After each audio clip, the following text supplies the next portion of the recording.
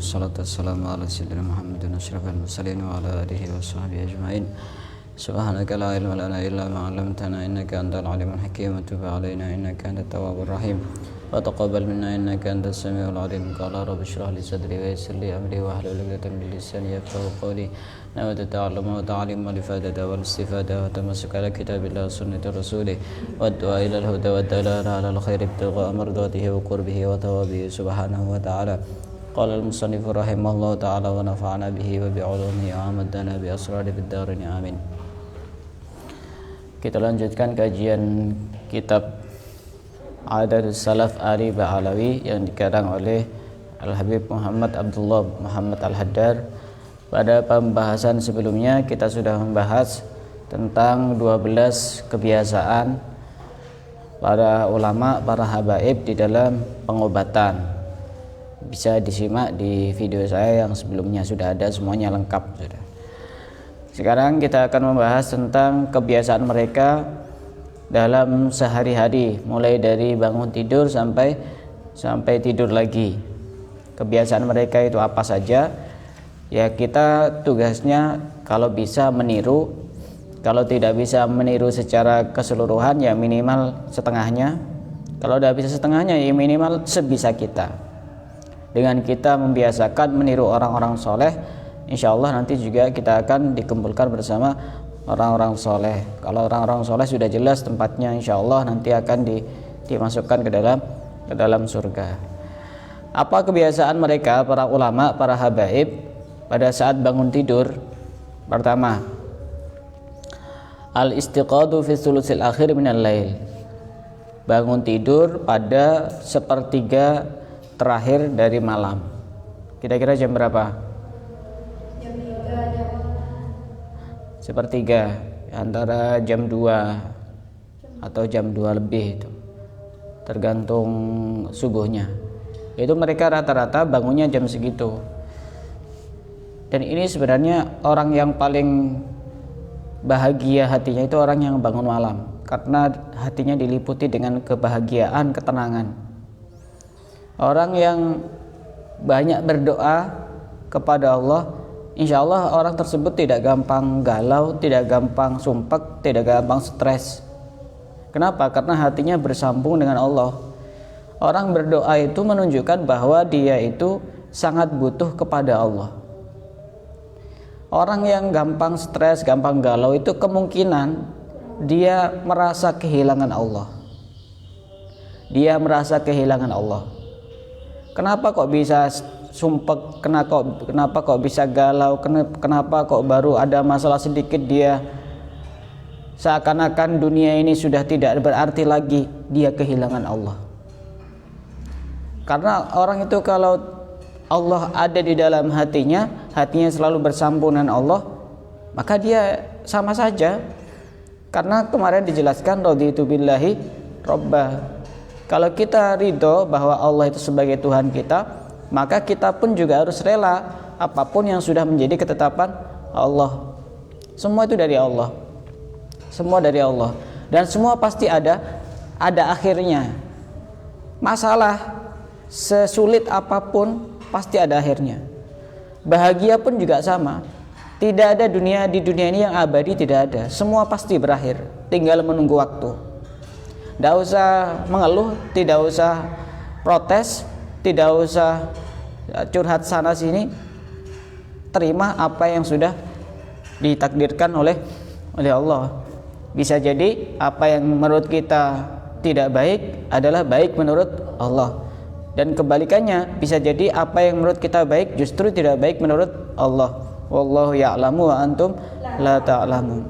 Allah itu lebih tahu. Jangan kita sok ngatur-ngatur Allah. Kita dikasih masalah seperti ini, ya Allah mestinya kan bukan saya yang ngalami masalahnya. Loh, kamu itu lebih tahu daripada Allah, apa Allah yang lebih tahu daripada kamu? Kan mestinya Allah yang lebih tahu. Sudah, terima, semuanya terima.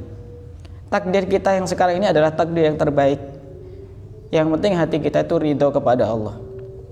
Nah, salah satu sarana, salah satu hal yang bisa mendorong kita itu untuk selalu bergantung kepada Allah dengan berdoa. Karena orang berdoa itu hatinya sangat kuat. Doa memang selemah-lemahnya usaha, tapi doa adalah sekuat-kuatnya senjata. Memang itu termasuk usaha yang paling lemah berdoa, tapi orang yang berdoa dia termasuk orang yang sangat kuat, li'anna doa silahul mu'min, karena doa itu adalah senjata orang mukmin. Mau berperang tidak punya senjata ya kalah. Sedangkan di dunia ini perangnya bukan melawan musuh orang kafir atau penjajah atau apa, perang melawan kehidupan kita sendiri, perang melawan masalah kita sendiri. Senjatanya apa? Karena masalahnya adalah yang gaib, maka senjata kita juga gaib. Senjata apa? Senjata doa, begitu. Jadi ulama-ulama terdahulu itu pada saat bangun tidur itu, mereka bangun tidur pada sepertiga terakhir malam, sekitar jam 2-an itu. Setelah bangun tidur, apa yang dilakukan kira-kira? Bukan. Kalau orang sekarang setelah bangun tidur yang dilakukan apa? Nyari HP. Kemudian lihat di WA ini ada pesan masuk apa enggak. Apa tadi malam itu sudah kirim pesan ke seseorang, sudah dibalas apa belum gitu. Pokoknya nyari HP. Kalau sekarang itu kayaknya hal yang wajib yang seakan-akan kalau tidak dilakukan itu berdosa gitu. Bisa jadi dosa besar. Nyari HP. Padahal orang dulu pada saat bangun tidur itu pertama kali yang dilakukan adalah mengusap wajah 3 kali. Mengusap wajah dengan tangan 3 kali, diusap 3 kali. Diusap 3 kali. Jangan cari HP dulu. Ini kalau tidak dibiasakan memang susah. Karena sudah kadang kebiasaan kita itu. HP ini pengaruhnya luar biasa. Mengusap wajah dengan tangan 3 kali. Setelah itu cari siwak. Tahu siwak? Iya. Nah, seperti ini siwak namanya. Nah, siwak yang asli itu kayak ini, kayak sikat. Jadi bisa ada ini seperti ini. Kalau siwak yang tidak asli biasanya dibuat ginian, tak tak tak tak tak. Soalnya nggak ada ininya, nggak bisa diginikan. Jadi ini asalnya begini, asalnya ini begini, terus dipotong sedikit, ini muter lingkar, terus kulitnya itu diginikan. Nah, setelah itu diginikan. Nanti jadi seperti ini. Sebelum dipakai dibasahi dengan air. Ini namanya siwak. Harus punya siwak semua. Nabi itu paling cinta dengan siwak. Saking cintanya dengan siwak sampai di detik-detik terakhirnya beliau masih nyari siwaknya mana. Yang tidak pernah ditinggal kemana-mana siwak. Saya kemana-mana pasti bawa siwak. Dan tasbih tidak pernah lepas dari kantong saya. Walaupun kadang-kadang juga tidak dipakai. Ya minimal bagus lah. Misalnya naudzubillah min dzalik, misalnya tiba-tiba kecelakaan. Kemudian ternyata di kantongnya ada tasbih. Ya mungkin malaikat akan bilang, oh ini ada saksi yang bagus, ada tasbihnya. Berarti dia punya niatan yang bagus. Matinya mati husnul khotimah. Cari PR ini yang belum punya, beli. Paketan yang harganya 50.000 bisa beli, siwak yang harganya murah tidak bisa beli. Hah? Paketan besok masa ditanya, kamu ketika di dunia itu beli paketan yang berapa giga gitu kan, tidak kira ditanya kan? Tidak kira ditanya. Siwak ini bisa jadi ditanya besok. Sunnah apa, sunnah nabimu yang apa yang pernah kamu lakukan? Ini siwak ini sangat penting. Dan bahkan salah satu keutamaan siwak, kayaknya kemungkinan di toko-toko Arab itu ada, di Besuki kayaknya juga ada, kayaknya Mulia kemungkinan ada. Itu biasanya yang asli itu berbungkus plastik biasanya dari Madinah, dari Mekah biasanya. Harganya berapa? 8.000 ada yang 10.000. Nah, 8.000 harganya, 10.000 murah. Paketan sebulan sekali 50.000 kuat beli. Masa beli siwak udah kuat? Beli. Saya kasih PR itu. Ini untuk belajar mencintai Nabi. Beli siwak. Nah, seperti ini. Jadi nanti sebelum dipakai dibasahi dengan air baru dipakai. Cara memakainya dari kanan seperti ini, set, kemudian balik lagi seperti ini, seperti membuat angka 8 satu, begini. Jadi ke kanan dulu, ke kanan seperti ini, seret, atas bawah, baru seperti ini. Terakhir itu gigi yang paling depan, jadi seperti ini. Cara pakai siwak, beli siwak, pahala 10.000 dapat pahala. Pertama, pahala karena berusaha mengikuti sunnah-sunnah Nabi. Kedua, kalau dipakai dia juga dapat pahala. Yang ketiga, bisa mendapatkan ridho dari Allah, bisa memadamkan murka dari Allah. Banyak manfaatnya. Dan bahkan dalam satu keterangan disebutkan orang yang membiasakan diri memakai siwak, dia akan mati husnul khotimah. Pada saat dicabut nyawanya oleh malaikat, itu dia dibantu oleh Allah agar malaikat meringankan saat pencabutan nyawanya. Ini siwak. Rasulullah sebelum wafat yang dicari siwak. Kemudian diambilkanlah oleh Sayyidah Aisyah. Kemudian Sayyidah Aisyah ini sudah tahu kebiasaan Rasulullah, pada saat mau bersiwak pasti dikasih air itunya biar agak sedikit basah, karena kalau udah dikasih air ya kasar begitu. Kalau dikasih air sama kayak sikat itu agak kasar kalau udah dikasih air. Setelah itu digunakan seperti ini, ya sudah. Setelah itu beliau wafat. Yang terakhir kali masuk ke dalam mulut beliau adalah siwak. Yang siwak ini sudah dipakai oleh Sayyidah Aisyah sebelumnya, kemudian air ludahnya Sayyidah Aisyah bercampur dengan air ludahnya Rasulullah. Ini pasangan yang luar biasa. Tapi bagaimanapun juga Rasulullah itu yang paling dicintai adalah Sayyidah Khadijah. Cinta pertama yang tidak pernah terlupakan itu Sayyidah Khadijah. Bahkan Rasulullah itu sering menceritakan Sayyidah Khadijah, padahal Sayyidah Khadijah itu sudah wafat. Sampai Sayyidah Aisyah itu cemburu. Rasulullah itu kan, Khadijah itu kan sudah wafat, yang sudah tua, yang sudah wafat.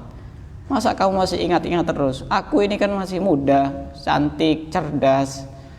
Kenapa? Kata Rasulullah, aku belum pernah menemukan ganti yang sebaik dia. Tapi istri-istri Rasulullah yang lain ya sportif, biasa. Karena ya memang adil dalam hal urusan hati itu susah. Sampai Rasulullah tidak bisa. Tapi kalau adil dalam segi dohir, mungkin saja. Nah, yang dimaksud poligami di dalam Islam itu adil dalam segi dohir. Kalau adil dalam segi hati tidak bisa. Tidak bisa. Rasulullah saja tidak bisa. Tetap yang paling dicintai Sayyidah Khadijah dibanding Sayyidah Aisyah yang masih muda, cantik, cerdas. Pokoknya luar biasa Sayyidah Aisyah itu. Tapi tetap yang dicintai adalah Sayyidah Khadijah. Tidak bisa orang membagi hati itu, tidak bisa, susah. Tapi kalau adil dalam segi dohir ya harus. Misalnya orang tua ya, orang tua punya anak 5. Kemungkinan orang tua hatinya ada kecondongan kepada salah satu dari anaknya. Tapi untuk adil secara dohir, istilahnya ngasih sesuatu ya harus sama. Biar apa? Biar tidak saling iri. Urusan cinta itu biasanya tidak bisa dipaksakan. Urusan hati itu susah ya. Bener ya Mbak Diana? Setuju. Nah, setuju. Itu siwak. Jadi setelah mengusap wajah 3 kali, kemudian memakai siwak. Dan siwak ini bagusnya sebelum tidur ditaruh di samping tempat tidurnya itu, ditaruh di pinggirnya. Coba sekarang dibiasakan yang di pinggirnya itu jangan HP tapi siwak. Ya di samping, menurut penelitian katanya kalau HP terlalu dekat dengan apa pada saat kita tidur itu karena bisa berbahaya ya. Radiasi. Katanya bisa menyebabkan apa kalau radiasi itu? Kanker otak. Nah, ini menurut penelitian. Apalagi seperti itu, tapi tetap aja dilakukan. Radiasi katanya. Kalau HP terlalu dekat pada saat kita tidur itu bisa menyebabkan radiasi. Paham radiasi? Mbak Aziza, radiasi. Radiasi itu semacam apa ya? Frekuensi apa? Getaran-getaran gitu ya. Jadi HP itu kan ada apa? Ada semacam frekuensinya gitu, gelombang. Oh ya, gelombang. Yang gelombang itu bisa nyetrum ke orang yang terdekatnya itu, yang itu bisa berbahaya kalau dilakukan secara istiqomah dan terus menerus gitu. Jadi dibiasakan. Yang belum beli siwak, beli siwak. Beli siwak. Ya minimal punya. Kalau ditanya, kamu nabinya siapa? Nabi Muhammad. Punya siwak? Tidak punya. Katanya cinta. Cinta itu bukan cuma sekedar buktinya baca banyak sholawat, tapi banyak buktinya. Dan bahkan dalam sebuah hadis Rasulullah pernah bersabda, laula an asyqa ala ummati la amartuhum bis-siwak. Seandainya tidak memberatkan kepada umatku, maka aku akan memerintahkan umatku untuk bersiwak setiap mau sholat. Tapi Rasulullah saking rahmatnya, saking kasih sayangnya kepada umatnya, tidak mewajibkan. Tapi kita yang harus meniru kepada beliau Rasulullah. Jadi setelah bangun tidur, mengusap wajah 3 kali, setelah itu bersiwak. Setelah bersiwak, kita membaca zikir. Zikirnya apa? La ilaha illallah wahdahu la syarikalah, lahul mulku wa lahul hamdu wa huwa ala kulli syai'in qadir. Nanti zikirnya itu ya sebisa kita, bisanya sedikit ya kita baca sedikit, kalau tidak bisa semuanya ya kita baca sebisanya. Kemudian berdoa, Allahumma ufirli warhamni wa tub alayya innaka antat tawwabur rahim. Kalau udah hafal, cari yang hafal saja. Jadi lakukan yang sebisa kita. Kalau sekiranya agak sulit, cari yang menurut kita mudah. Kemudian berdoa, Rabbana atina fid dunya hasanah wa fil akhirati hasanah wa qina adzabannar. Dari ketiga itu yang paling hafal yang mana? Rabbana atina, itu minimal baca itu. Setelah itu kemudian baca doa bangun tidur. Alhamdulillahilladzi ahyana ba'dama amatana wa ilaihin nusyur. Baca itu. Karena kita masih diberikan Allah kesehatan, kehidupan setelah kematian. Karena tidur itu saudaranya mati. Tidur itu saudara mati. Karena mati itu kan sudah, rohnya sudah hilang. Kalau tidur apa? Sukmanya yang hilang. Sukmanya yang hilang. Nah itu kadang-kadang sebagian orang yang punyanya jahat itu kadang-kadang nyerangnya di alam mimpi. Sukma seseorang itu dibawa kemana-mana, kemudian diserang di situ. Saya juga pernah seperti itu. Jadi kadang-kadang nyerangnya orang itu di dalam mimpi. Kalau di alam sadar kadang-kadang orang itu begitu kuat karena wiridnya kuat. Tapi kalau di alam mimpi kadang-kadang dibawa sukmanya itu. Dan seperti itu bisa terdeteksi. Ada ilmunya itu. Misalnya ada seseorang yang sering diganggu di alam mimpi, mimpi-mimpi yang buruk begitu. Ada caranya itu. Semisal saya ingin masuk ke dalam mimpinya dan untuk mengalahkan makhluk yang mengganggu itu bisa seperti itu. Ada caranya. Tapi ini tidak bisa karena ini ilmu-ilmu khusus, tidak bisa diajarkan kepada sembarang orang. Jadi harus belajar khusus itu. Tidak bisa diajarkan kepada sembarang orang. Ilmu khusus itu bisa itu. Dan tahu persis itu saya. Tahu persis siapa itu. Jadi semacam kayak di TV-TV itu apa namanya, masuk dalam mimpinya orang. Tapi saya bukan siluman mimpi. Kalau siluman mimpi itu ada di TV-TV lain itu. Setelah itu kemudian setelah baca doa bangun tidur, asbahna, baca doa asbahna wa asbahal mulku lillahi wal 'azamatu was-sultanu lillah wal 'izzatu wal qudratu lillah asbahna ala fitratil islam wa ala kalimatil ikhlas wa ala din nabiyina Muhammadin sallallahu alaihi wasallam wa ala millati abina Ibrahim hanifan muslima wa ma kana minal musyrikin. Allahumma inna nas'aluka an tab'atsana fi hadzal yaumi ila kulli khairin wa na'udzubika an najtariha fihi su' aw najurruhu ila muslim. Didengarkan aja.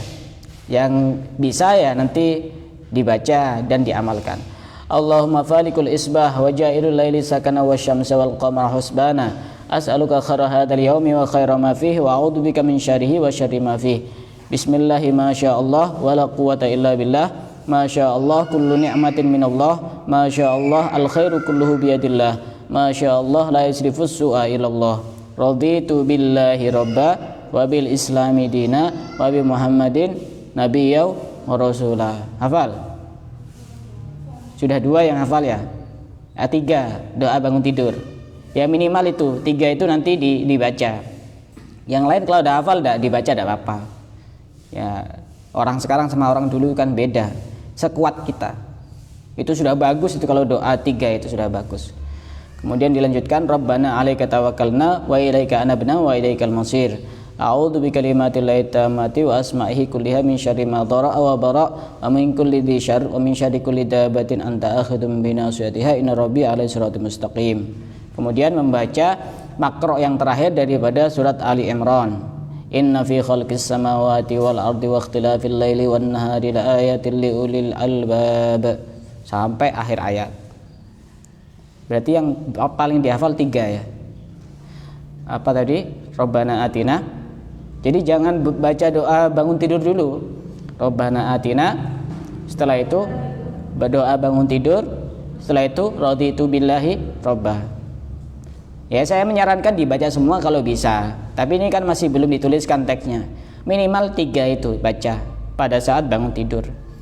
Setelah itu kebiasaan mereka ini belum sampai subuh ini ya, masih di sepertiga terakhir malam itu. Kemudian buat kopi. Sebelum diminum baca Fatihah 3 kali. Kita niatkan untuk ulama-ulama yang membiasakan diri minum kopi, karena kopi ini termasuk kebiasaannya orang-orang soleh terdahulu agar mereka kuat untuk beribadah. Sangat beda sekali dengan kebiasaan ngopi orang sekarang. Ngopinya itu biar bisa melekan bergadang untuk gosip. Lain. Ulama terdahulu itu ngopinya biar dia bisa melek, biar dia bisa bergadang. Untuk apa? Untuk beribadah. Biar sholat malamnya kuat untuk bisa sholat malam, kuat juga untuk menghadapi kenyataan. Begitu. Nah, juga ada kebiasaan-kebiasaan yang bisa kita tiru pada saat ulama-ulama itu minum kopi. Kalau pagi biasanya mereka itu kalau minum kopi baca Fatihah 1 kali, ayat kursi 1 kali. Ini minum kopi nanti akan bisa berkhasiat menetralisir energi-energi negatif dan aura-aura negatif yang ada di dalam tubuh. Ngopi ini bukan hanya untuk laki-laki, perempuan juga boleh ngopi, dikira tidak boleh ngopi. Kalau pagi itu bagusnya sebelum ngopi baca Fatihah 1 kali, ayat kursi 1 kali, baru kemudian diminum, diseduh. Saya pernah ngopi di baratnya Indomaret itu, kata-katanya bagus-bagus itu di ininya kopi itu, di gelasnya kopi. Seduh kopimu, sudahi sedihmu. Bagus itu. Seduh kopimu, sudahi sedihmu. Itu saya kira kata-kata yang sangat menginspirasi itu. Nggak usah banyak sedih. Nikmati kopi, nikmati takdir Allah. Begitu. Nggak usah sedih yang berkepanjangan. Nggak ada manfaatnya. Semuanya sudah diatur, sudah ditulis. Nggak kira bisa berubah. Dengan kita hanya bersedih, dengan kita hanya memikirkan. Yang bisa merubah takdir adalah doa.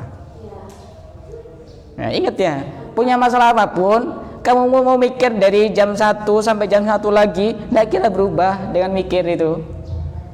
Justru dengan berdoa kamu semakin kuat menghadapi permasalahan. Kalaupun tidak berubah, minimal kamu kuat, tegar, karena kamu punya senjata gaib. Luar biasa senjata itu. Kemudian kalau ngopi waktu siang, kebiasaan orang-orang terdahulu itu baca Fatihah 1 kali, baca surat Al-Quraisy 1 kali, baca surat Al-Kautsar 1 kali, dan Al-Ikhlas 1 kali. Itu kalau ngopinya siang. Nggak usah baca tahlilan, kelamaan nanti. Keburu kopinya dingin. Kan nggak enak itu. Cukup 4 surat aja kalau siang. Fatihah, Al-Quraisy, Al-Kautsar, Al-Ikhlas. Kalau ngopinya waktu sahur, ya malam terakhir itu, cukup baca ya Qawiyyu sebanyak 116 kali. Ya Qawiyyu, apa artinya ya Qawiyyu? Wahai Zat yang Maha Kuat. Insya Allah kita diberi banyak kekuatan oleh Allah, kekuatan dalam menghadapi apapun. Iya. Nah, kalau di waktu selain itu, selain 3 itu, selain waktu sahur, selain waktu siang, selain waktu pagi, kita cukup membaca Fatihah 1 kali dan ayat kursi 1 kali. Ini kebiasaan-kebiasaan yang baik yang perlu untuk kita tiru. Jadi mereka ngopi dulu sebelum sholat subuh, ngopi dulu. Setelah ngopi selesai, baru kemudian wudhu dengan melakukan kesunahan-kesunahan wudhu dan seterusnya. Kemudian sholat 2 rakaat. Ini baru mulai sholat malam. Jadi jangan sholat malam dulu, ngopi dulu. Kalau udah ngopi dulu nanti sholatnya ngantuk. Baru sholat malam 2 rakaat. Rakaat pertama membaca surat An-Nisa ayat 64. Kalau udah hafal ya cukup Al-Kafirun, enggak apa-apa. Iya, kalau udah hafal surat An-Nisa ayat 64, walau annahum idzalamu anfusahum ja'uka fastaghfirullah wastaghfar lahumur rasul lawajadullaha tawwabar rahima. Kalau udah hafal Al-Kafirun enggak apa-apa. Kemudian rakaat yang kedua surat An-Nisa ayat 110. Kalau udah hafal Al-Ikhlas, insyaallah Al-Nisa ayat 110, rakaat yang kedua. Wa may ya'mal su'an aw yadlim nafsahu thumma yastaghfirillaha yajidillahu ghafurar rahima. Kalau tidak hafal cukup surat Al-Ikhlas, insyaallah ikhlas semuanya bacanya itu. Saking hafalnya itu. Di dalam surat Al-Ikhlas itu ada filosofi yang sangat luar biasa. Al-Ikhlas itu kan mengajarkan keikhlasan ya.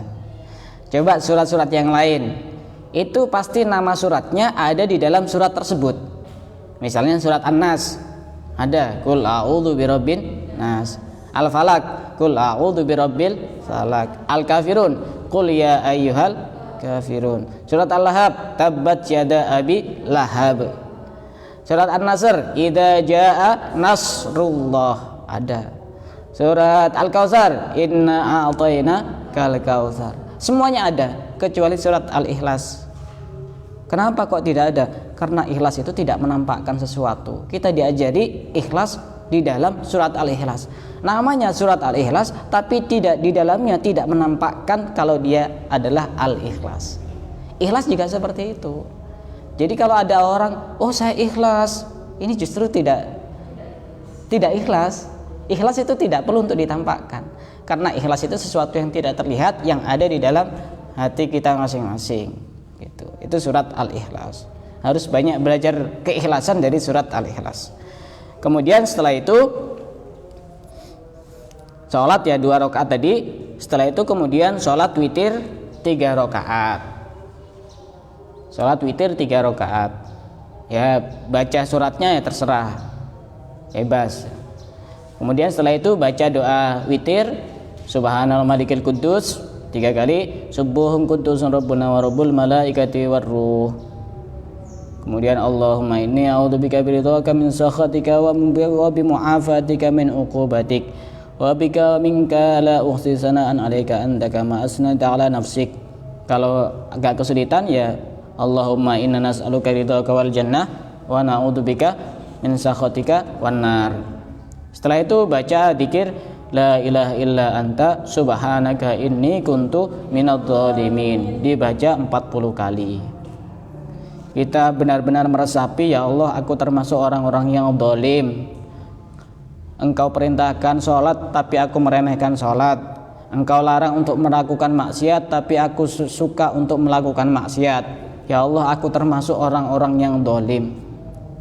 Orang yang membiasakan membaca doa ini, segala kesulitan, segala masalah apapun yang dialami, insya Allah cepat akan diberi jalan keluar. Karena doa ini doa yang dibaca oleh Nabi Yunus pada saat beliau berada di dalam perut ikan. Dikatakan oleh sebagian ulama, Nabi Yunus itu coba bayangkan berada di tempat yang sangat kecil, yang sangat gelap, diselamatkan dan diberi jalan keluar oleh Allah disebabkan karena membaca la ilaha illa anta subhanaka inni kuntu minadh dhalimin. Masalahmu tidak seruat masalahnya Nabi Yunus. Masalahmu itu masalah cuma kayak gini. Tidak seruat Nabi Yunus yang begitu sangat gelap, di tempat yang sangat kecil, di tengah-tengah lautan, tidak menemui apapun, tidak melihat siapapun, tapi diselamatkan oleh Allah sebab membaca subhanaka inni kuntu minadh dhalimin. Masalahmu tidak ada apa-apanya dibanding masalahnya Nabi Yunus. Segelap apapun masalahmu, lebih gelap apa yang dialami oleh Nabi Yunus. Seberat apapun masalahmu, lebih berat apa yang dialami oleh Nabi Yunus. Tapi Allah memberikan jalan keluar untuk semuanya. Jadi kalau lagi banyak masalah, baca ini. Ya Allah, aku termasuk orang-orang yang dolim. Mengakui bahwa kita termasuk orang yang dolim. Begitu. Nah, baru setelah itu kemudian sholat. Biasanya langsung adzan subuh. Setelah itu kemudian kita sholat sunnah qobliyah. Sholat sunnah qobliyah subuh. Yang bagus sholat di rumah. Kalau biasanya di masjid, sholat qobliyahnya di rumah. Setelah itu kemudian ke masjid. Tapi kalau nanti khawatir ketinggalan, lebih baik sholat qobliyah di masjid. Setelah sholat qobliyah subuh, bagusnya itu tidur miring ke kanan. Ini lambung yang kanan ini. Jadi ngadep ke barat seperti itu. Jadi ini yang ada di bawah, lambung kanan ini ada di bawah. Setelah itu kemudian ada doa-doa tertentu di sini. Kalau udah hafal bisa cukup dengan berdoa subhanallah wa bihamdihi subhanallahil adzim astaghfirullah. Itu dibaca setelah sholat qobliyah subuh. Ini mujarrab untuk melancarkan rezeki. Sangat mujarrab. Yang penting istiqomah. Kalau tidak percaya buktikan sendiri. Sholat qobliyah subuh, setelah sholat qobliyah subuh, sebelum sholat subuh baca itu subhanallah wa bihamdihi subhanallahil adzim astaghfirullah. Sudah bangun tadi itu. Tadi itu bukan tidur, tapi hanya tidur-tiduran. Bukan tidur beneran. Oh, enggak, bukan tidur beneran, cuma sekedar dia memiringkan, tidur miring menghadap ke barat itu. Ininya di bawah, bukan tidur beneran. Karena di situ sambil baca-baca, begitu. Kalau udah hafal baca-bacaannya, yang minimal ya sudah melakukan itu sudah bagus. Begitu. Nah, setelah itu kemudian duduk lagi, kemudian baca subhanallah wa bihamdihi subhanallahil adzim astaghfirullah. Ini luar biasa, sangat dahsyat sekali.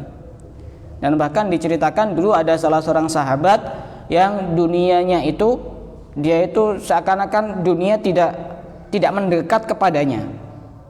Jadi dia itu sangat miskin. Dunia tidak punya apa-apa.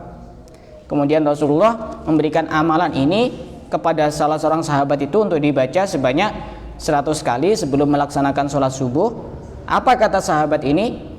Dia berkata kepada Rasulullah, "Ya Rasulullah, laqad akbalat alayad dunya fama adri aina adauha." Ya Allah, dunia sudah aku bawa semuanya, aku miliki semuanya, sampai aku tidak tahu aku harus meletakkannya di mana.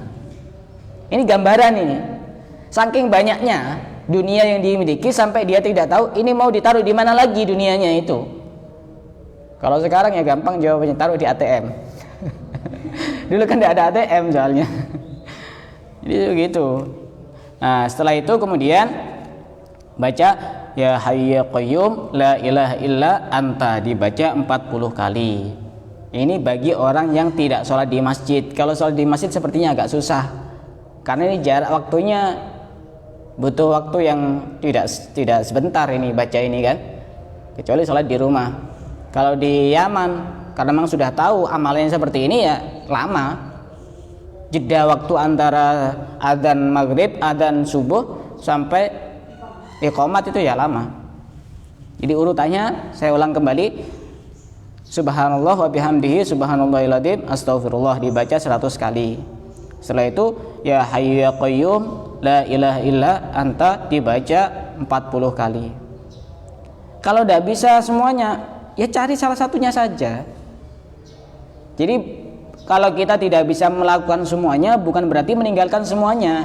Lakukan sebisanya, gitu.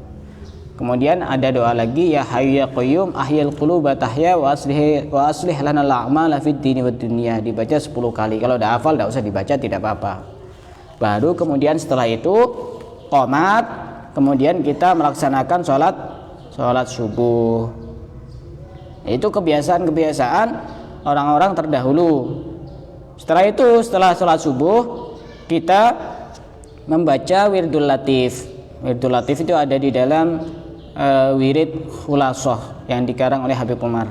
Contohnya seperti ini, saya punya. Wirdul latif itu sangat luar biasa karena itu wirid pembentengan. Insya Allah diserang oleh siapapun dan apapun tidak akan mempan. Saya punya 3. Ini namanya Khulasah. Di toko-toko banyak dijual. Khulasah ini wiritan sehari semalam, wiritan pagi, siang, sore, malam semuanya ada. Dari bangun tidur sampai tidur lagi kita melakukan apa semuanya ada di sini. Ini saya beli di Indonesia. Ini juga saya beli di Indonesia ini. Ini juga contohnya seperti ini. Tapi yang paling sering saya pakai ini.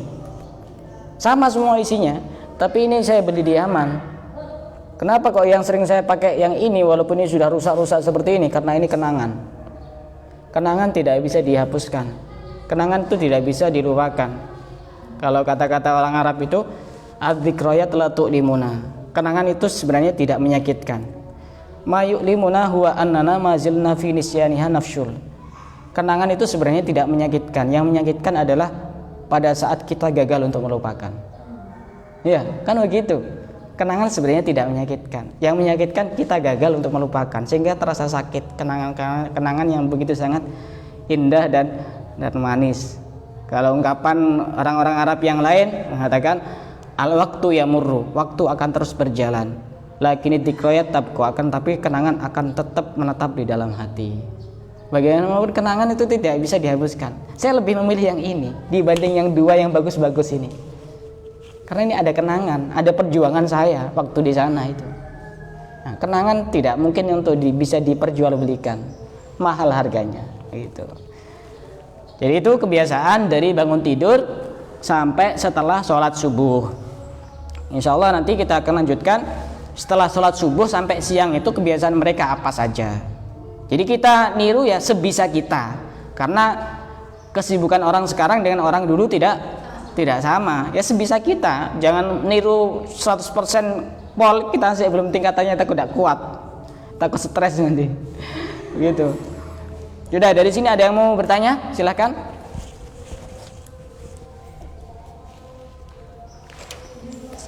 Iya, boleh. Di luar tema.